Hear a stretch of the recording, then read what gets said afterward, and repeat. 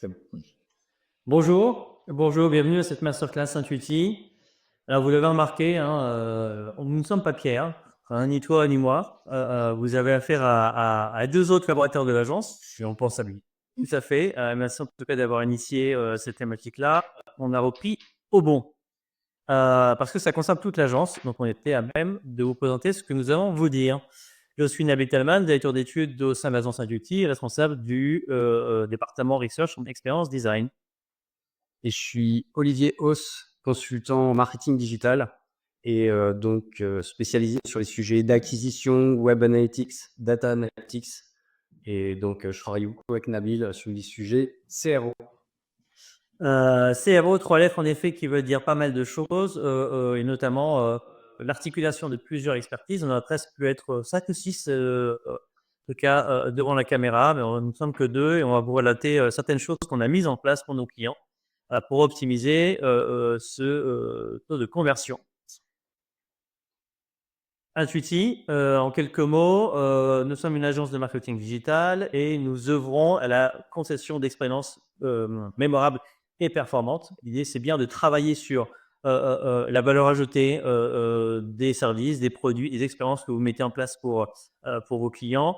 On parle de mémorable parce que c'est l'émotion sur laquelle on va se baser, qui va faciliter aussi la prescription à d'autres consommateurs et performance business et bien entendu parce que l'idée c'est de définir des KPI que nous allons viser pour atteindre l'objectif de votre stratégie, notamment digitale ou sur un parcours client ensemble. Et en 3 phases, donc on commence tout d'abord par connaître vos cibles. Quelle est l'analyse du parcours qui est effectué? Quelles sont les attentes? Quelles sont les pratiques aujourd'hui? Quelles sont les frustrations de vos clients? Il y a différentes manières de connaître votre cible, hein. La connaissance client, c'est différents types de données dans le département UX et aussi acquisition. Évidemment, on va mélanger tout ça, on va croiser le regard. Une fois qu'on connaît bien vos cibles, on va mettre en place. Évidemment, on va concevoir l'expérience. Là, il y a de la stratégie de contenu, il y a de la créa, il y a de la conception de parcours. Et puis l'activation business, hein, les différents canaux qu'on va mettre en scène pour justement atteindre vos cibles. Et là, on est beaucoup plus sur ton expertise, Olivier, en effet. On rentre dans le concret. Donc, CRO, Conversion Rate Optimization. L'idée, ça va être d'optimiser les taux de conversion à chaque touch point de la chaîne du parcours client. Donc, ça peut être au niveau d'une campagne d'acquisition, au niveau du parcours sur un site web, au niveau du tunnel d'achat. Il y a plein de moments dans le parcours client où le CRO a sa place. Et donc, nous, notre approche chez Intuiti, c'est d'articuler les différentes expertises digitales qu'il peut y avoir pour la performance business, donc qui peut être e-commerce ou lead generation dans le cadre d'un client B2B, par exemple. Quelques chiffres clés, un peu de veille pour montrer pourquoi le CRO, ça doit être une priorité aujourd'hui dans le digital. 220%, c'est le premier chiffre qu'on a trouvé sur l'augmentation moyenne du coût d'acquisition client depuis 10 ans. Donc 220%, qu'est-ce que ça veut dire? Ça veut dire que pour chaque euro investi, en fait, on va avoir beaucoup moins de clients à la clé. Et ça, la raison, c'est parce que en fait, les raisons, elles sont multiples. La compétition est de plus en plus rude aujourd'hui sur les différents canaux d'acquisition. Les coûts par clic peuvent être de plus en plus chers sur certaines plateformes. Donc, en fait, c'est pour ça qu'il y a un intérêt très fort à avoir des stratégies CRO pour réussir à minimiser ce phénomène et à, du coup, améliorer le retour sur investissement. Autre data qui est très liée au CRO, c'est le temps d'attention moyen des utilisateurs sur les plateformes. 8 secondes, c'est très peu. Il faut avoir un contenu qui attire l'attention et qui est à la fois engageant tout le long pour maintenir l'attention et donc réussir à engager le client dans le parcours. Là aussi, en une dizaine d'années, on est passé de 12 secondes à 8 secondes d'attention. Donc, on est sur une tendance qui rend la compétition de plus en plus difficile, la guerre de l'attention. 70%, c'est le taux d'abandon d'un panier moyen. C'est là également donc pour les sites e-commerce B2C, une statistique qui s'est dégradée d'année en année, malgré le fait qu'on pourrait croire que les parcours d'achat sur les sites e-commerce se sont améliorés et donc que ce KPI devrait également s'améliorer. Ça aurait pu être le cas et c'est le cas. On est sur des expériences de plus en plus fluides sur le web. Mais il y a aussi des phénomènes croisés qui sont que les acheteurs vont comparer les paniers moyens d'un site à un autre et donc potentiellement avoir 5 paniers différents pour les mêmes produits pour au final ne choisir qu'un seul d'entre eux. Donc d'où le fait que cette stat se dégrade. Oui, en effet, ouais, ça fait 15 ans que je suis ce taux-là.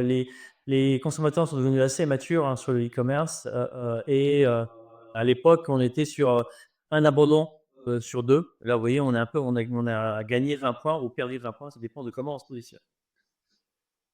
Maintenant, dans le B2B, 3,5%, c'est le taux conversion moyen des sites B2B. Bon, c'est très large, hein, c'est variable en fonction d'un secteur ou d'un autre. Mais ce qu'il faut se dire, c'est que 3,5%, ça va être juste pour la première prise de contact. En fait, on n'a pas encore le client à ce stade-là.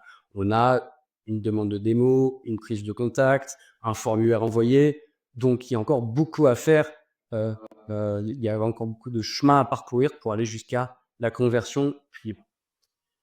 Et enfin, peut-être la stat qui me paraissait la plus significative, 46%, c'est le nombre de visiteurs qui quittent un site web à cause d'un message confus. Et donc, qu'est-ce que ça veut dire? C'est là, au fait, qu'on voit qu'avoir un parcours fluide, une offre claire et un contenu engageant, en fait, c'est la clé pour réussir à ce qu'un prospect qui arrive sur un site se transforme en client à la fin. Et tout ça, ça rentre dans la logique CRO. Donc, on va rentrer dans le concret avec quelques études de cas, 3, qu'on a eues chez Intuiti et qu'on voulait vous partager pour vous montrer les différentes approches qu'on peut avoir en termes de CRO dans l'agence. En effet, au lieu de vous garder les exemples à la fin, on a essayé de vous les montrer tout de suite. Et après, on parlera plutôt de la méthode, comment on a pu déployer toutes ces choses-là, en rentrant dans le détail, bien entendu.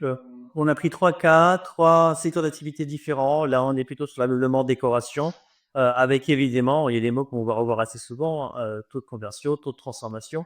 On est bien là-dessus. Là, il s'agissait plus précisément de la demande de catalogue.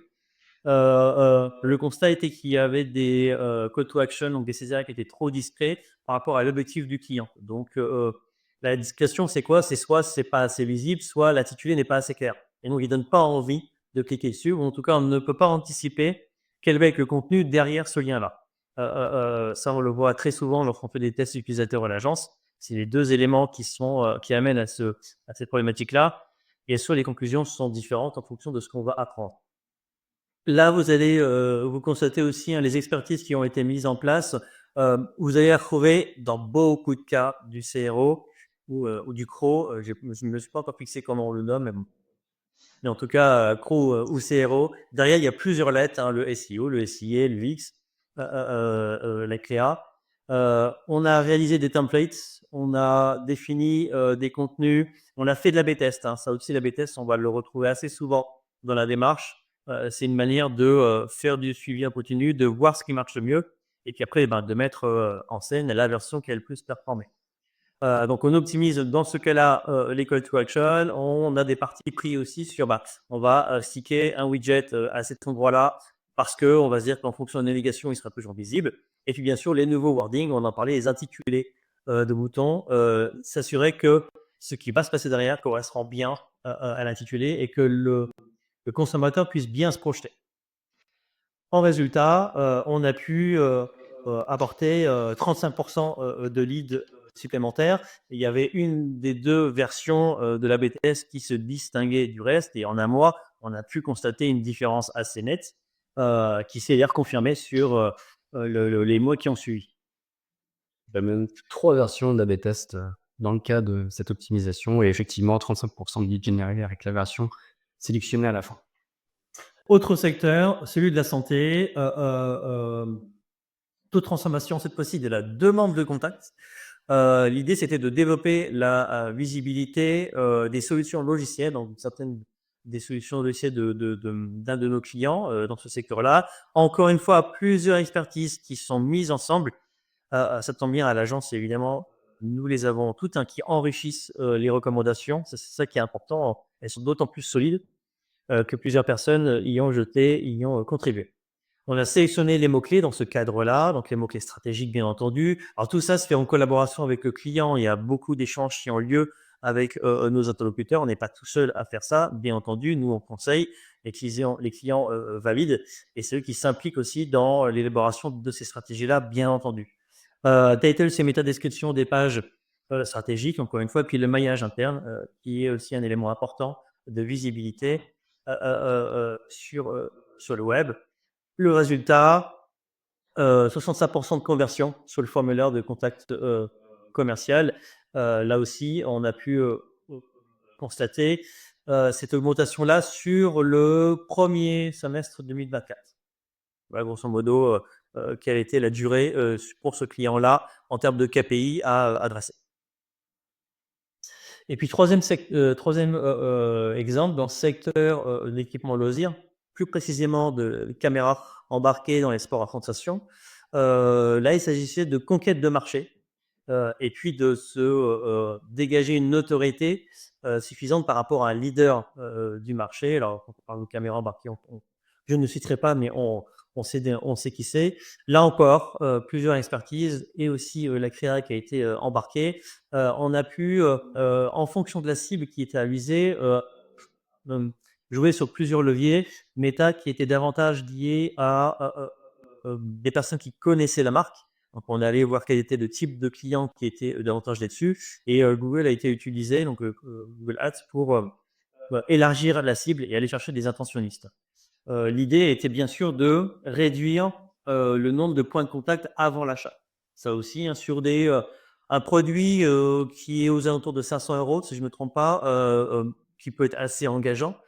Eh bien, l'idée, c'était de réduire la, la- la durée du parcours finalement pour aboutir plus rapidement à l'achat. Donc là, on a eu en tout cas sur une progression de vente B2C hein, sur les 3 premiers mois d'accompagnement. Là, on parle de août, septembre, octobre. Donc sur le produit phare, hein, c'est là-dessus que le KPI a été défini. Et on a eu plus 100% de progression et 80% de cette progression-là s'est fait via le canal online qui a été géré et en effet par l'agence.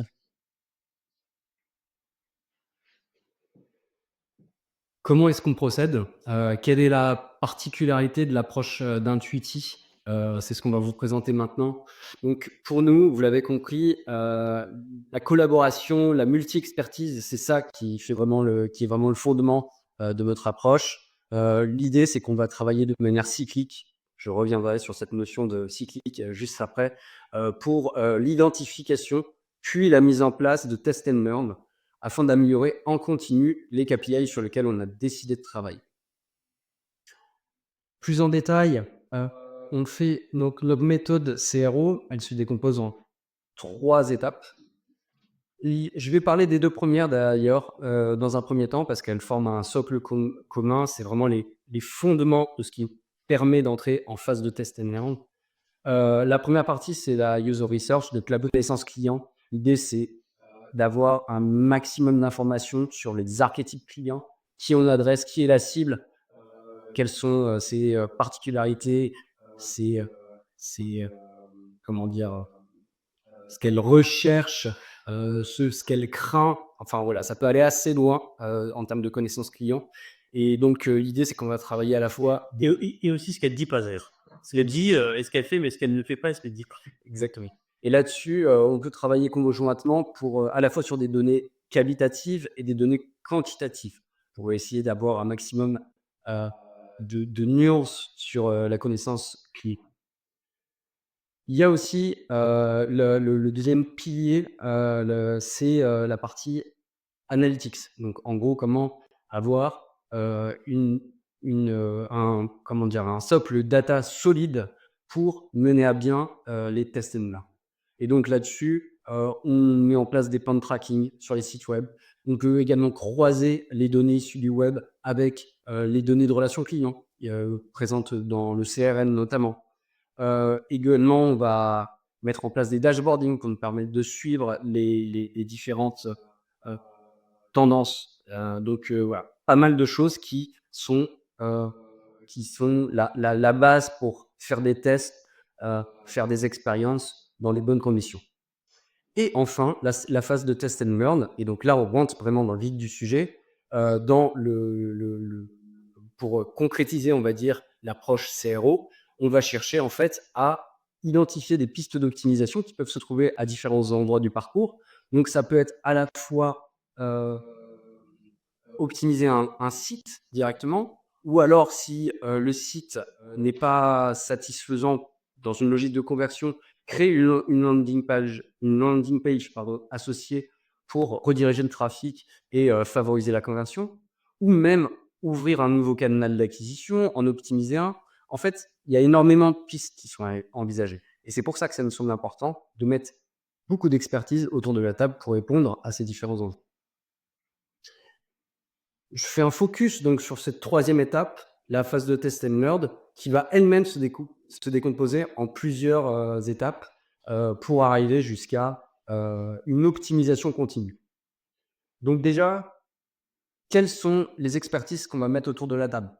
Eh bien, au minimum, un consultant analytics, un UX designer, un chef de projet, un représentant de la direction conseil pour tous les enjeux stratégiques clients, mais potentiellement en fait d'autres profils. On peut avoir un campagne manager, on peut avoir un expert SEO. Voilà, il y a en fait en fonction du besoin, en fonction des priorités identifiées, on ne va pas forcément amener les mêmes expertises autour de la table. Et également, hyper important, avoir un représentant ou plus côté client pour participer aux discussions, pour valider les priorités, pour donner des idées de test. Parce que forcément, le client va lui aussi avoir la connaissance de ses propres clients et donc pouvoir envisager des pistes intéressantes. Oui, généralement, il faut qu'il rouille la chemise, hein. On est là pour ça aussi. Première étape, donc la validation des KPI. Voilà, il y a beaucoup de KPI qui peuvent être identifiés dans un parcours client. Donc l'idée, c'est de bien être capable à la fois de les identifier et aussi de les traquer, donc de pouvoir suivre leur évolution. Mais chacun de ces KPI pourront se décomposer en des sous-KPI, on va dire, c'est-à-dire qu'on ne va pas forcément directement travailler un taux de conversion, mais peut-être les KPI qui vont qui vont influer ce KPI principal. Exemple, sur un tunnel de conversion, on va pouvoir travailler chaque étape, chaque passage d'une étape à un autre sur un tunnel de conversion, en e-commerce par exemple, ou même sur un formulaire de lead gen qui sera en plusieurs étapes. Ouais, juste un exemple. Ensuite, une fois qu'on a identifié ces KPI, l'idée, ça va être, donc pour les KPI qui ont été sélectionnés, qui seront prio 1 sur la phase de run, c'est de définir des hypothèses de test. C'est-à-dire que l'idée, c'est de proposer des hypothèses pour répondre à des problématiques précises et également ensuite de produire des idées pour répondre à cette problématique. Et donc là, en fait, ce qu'on aime bien, c'est travailler de manière divergente, convergente. C'est-à-dire que chacun autour de la table va dans son coin rédiger des idées de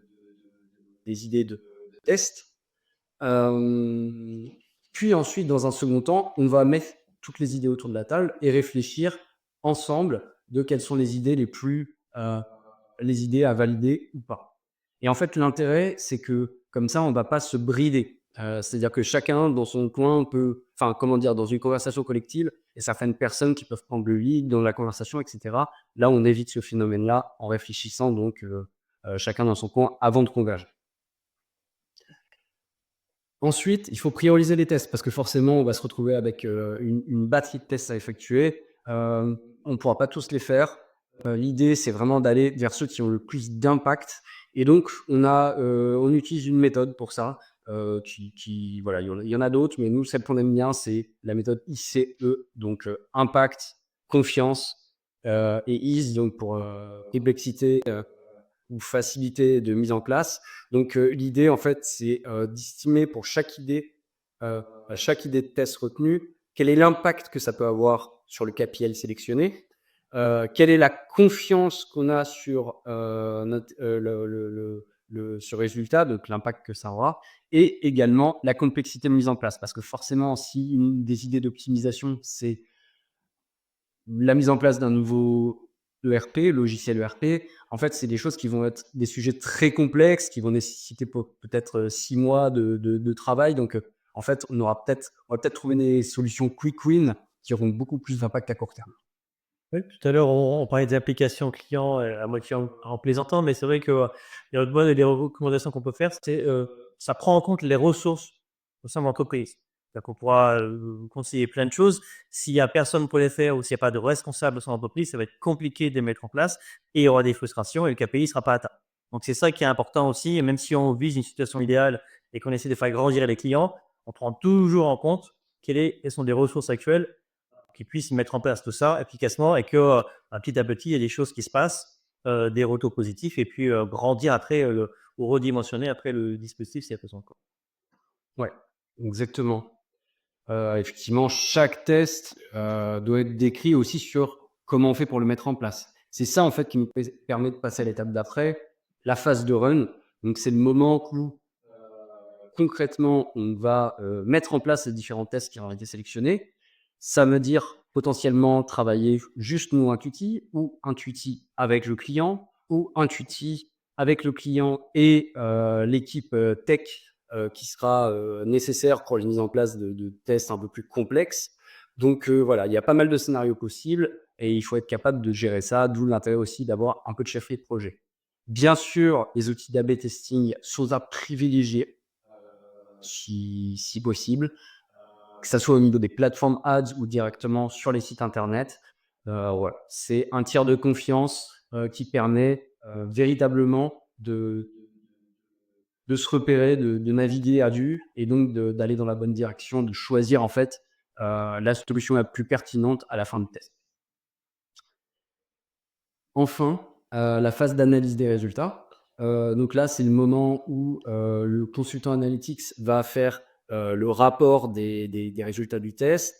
Je n'entre pas dans les détails techniques par rapport à l'échantillon minimum qu'il faut pour valider un test, etc. Mais voilà, il y a des choses qui sont un petit peu mathématiques, on va dire, qui permettent de s'assurer de la fiabilité d'un test.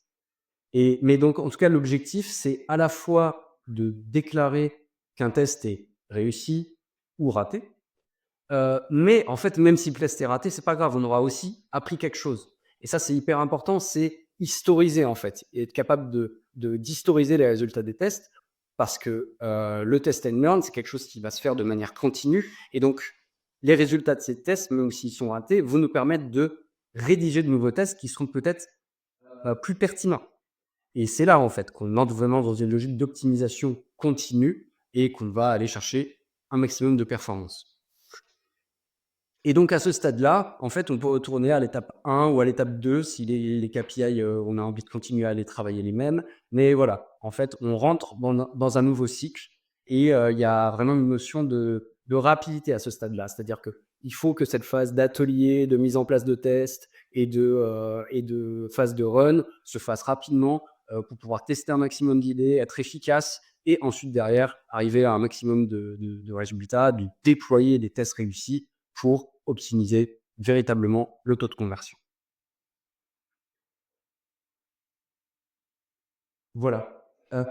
3 idées à retenir qu'on vous a notées ici. Donc je viens de le dire, mais identification des bons KPI, pour nous, ça c'est vraiment la clé aux prémices d'un projet de CRO pour réussir à aller dans la bonne direction et à mettre d'accord toutes les équipes, que ce soit côté client ou côté agence. L'optimisation continue, ça c'est vraiment une notion qui nous est chère aussi, c'est le fait que l'A/B testing, ça ne va pas se faire de manière one shot. Pour nous, les acteurs les plus compétitifs des marchés, en fait, ils optimisent en permanence. Ils sont en permanence en train de chercher quelque chose de plus proche des attentes clients. Et c'est ça qui leur permet d'être performants au long terme. Sans être girouette non plus. Hein. Il y a bien un axe qui est sur le long terme qui est fixé quand même. Oui, bien sûr, il reste des axes stratégiques à respecter. Et enfin, l'articulation d'expertise. Voilà, le CRO, ce n'est pas qu'une affaire d'un expert CRO. En fait, c'est quelque chose qui va animer toute une équipe, qui va animer pas mal d'expertise digitale, et c'est ça qui permet d'atteindre les meilleurs résultats. Merci pour votre écoute. Je ne sais pas s'il y a des questions. On essaie de tenir les délais. On est pile poil bon.